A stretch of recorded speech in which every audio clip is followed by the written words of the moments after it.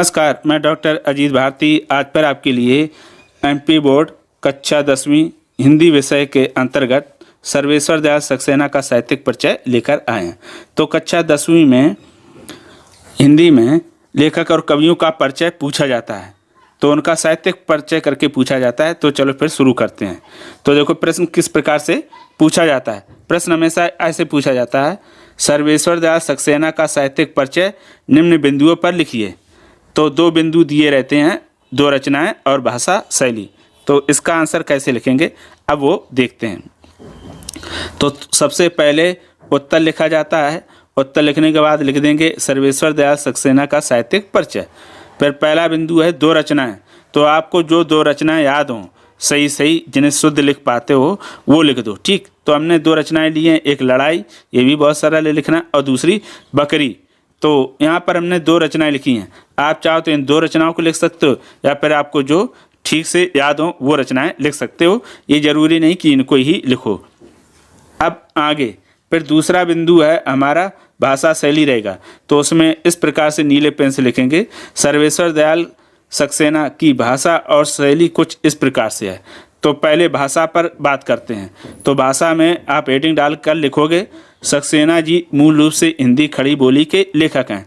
वे कस्बा के रहने वाले व्यक्ति हैं, यानी उनका संबंध कस्बा से। अब कस्बा किसे कहते हैं? मिनी सिटी, यानी जहाँ तहसील लेवल के जो होते हैं शहर, उनको कहते हैं। और जाहिर सी बात है कि जो कस्बे होते हैं वो आधा गांव और आधा शहर जैसा रहता है, इसलिए उनकी भाषा में बनावटीपन नहीं दिखाई देती है। कहने का मतलब ये कि जो ग्रामीण और शहर दोनों से जुड़ा होता है उनकी भाषा कैसी रहती है? वास्तविक रहती है। फिर आगे दिया लिखेंगे, तद्भव तत्सम देशज और विदेशी भाषा का खूब प्रयोग किया है।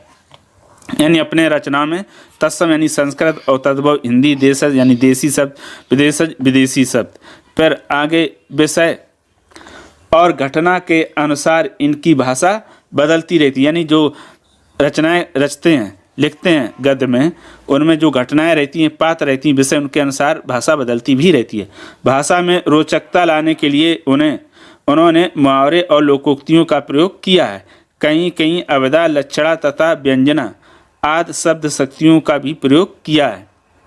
तो ये इन्होंने कहा कि जैसे उन्हें अपनी भाषा में रोचकता लाना, तो उसके लिए मुहावरे और लोकोक्तियों का प्रयोग किया है। लेकिन कहीं कहीं पर जो शब्द शक्तियाँ होती हैं उनका भी प्रयोग किया है।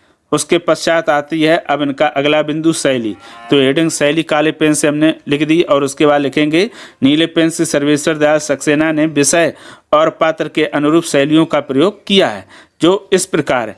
अब बारी बारी से जो शैलियाँ इन्होंने मुख्य रूप से अपनाई उनको हम लिख लेते हैं। तो पहली रहेगी वर्णनात्मक शैली। तो काले पेन से इसको लिख देंगे। फिर नीले पेन से हम लिखेंगे, सर्वेश्वर दयाल ने किसी घटना, स्थिति और पात्र के बारे में विस्तार से बताने के लिए इस शैली का प्रयोग किया है। ठीक है। फिर आएगा इनका दूसरा बिंदु। तो दूसरे बिंदु में इन्होंने लिखा है, तो दूसरे बिंदु में भावात्मक शैली। भावात्मक शैली को काले पेन से लिख देंगे। फिर नीले पेन से लिखेंगे, लेखक ने यात्रा, वृत्तांत और संस्मरण जैसी विधाओं में सरल, सरस और रोचकता लाने के लिए भावात्मक शैली का प्रयोग किया है।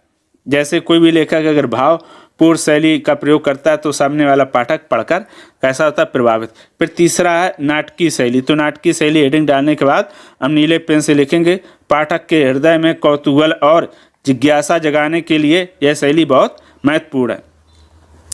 नाटकीय शैली के द्वारा इन्होंने विषय को रोचक बनाया। यानी जब नाटकीय शैली का प्रयोग करते तो क्या होती है? जो विषय वस्तु होती है वो रोचक बन जाती है, यानी जो रचना लिखी होती है। फिर चौथा है चित्रात्मक शैली। तो इसकी हेडिंग डालने के बाद लिखेंगे, सर्वेश्वर दयाल जी विषय और घटना को चित्र की तरह व्यक्त करते हैं। कहने का मतलब ये कि वो इस तरह से लिखते हैं जैसे चित्र बनता जाता है। तो ये हो गई उनकी भाषा और शैली। अब अंत में आप लिख देना साहित्य में स्थान हेडिंग, फिर लिख देना उत्तर। सर्वेश्वर दयाल सक्सेना हिंदी गद्य और पद के लोकप्रिय रचनाकार हैं। उन्होंने नवीन विधाओं पर सराहनीय कार्य किए हैं। हिंदी जगत उन्हें सदैव याद करेगा। देखो वैसे उसमें तुम्हारे जो प्रश्न है उसमें साहित्य में स्थान पूछा नहीं, फिर भी लेकिन आकर्षित करने के लिए, बहुत अच्छा परिचय लिखने के लिए आप साहित्य में स्थान भी लिख सकते हो। ठीक है, लिख देना, मैं तो कहता हूँ। इस प्रकार से ये आपका सर्वेश्वर दयाल सक्सेना पर आधारित साहित्यिक परिचय पूरा हो गया। अगर इससे संबंधित किसी प्रकार का कोई प्रश्न रहे कमेंट करके हमें अवश्य बताइएगा और ये भी बताइएगा कि ये सर्वेश्वर दयाल सक्सेना का परिचय आपको कैसा लगा। अब इसमें हमेशा ध्यान रखना कि जब भी परिचय लिखें तो हमेशा बिंदुओं का सही ध्यान रखें और जो भी ये आप वाक्य लिखेंगे हमेशा सही सरल शुद्ध ही लिखें। कठिन और मुश्किल शब्दों का इसमें प्रयोग कभी ना करें, जिससे अशुद्धियों से बचोगे तो अंक भी आपके नहीं कटेंगे। तो आशा करता हूँ कि ये परिचय आपको समझ में आ गया होगा। तो फिर आज के लिए इतना ही। अब हम फिर मिलेंगे किसी नए विषय के साथ। तब तक के लिए धन्यवाद।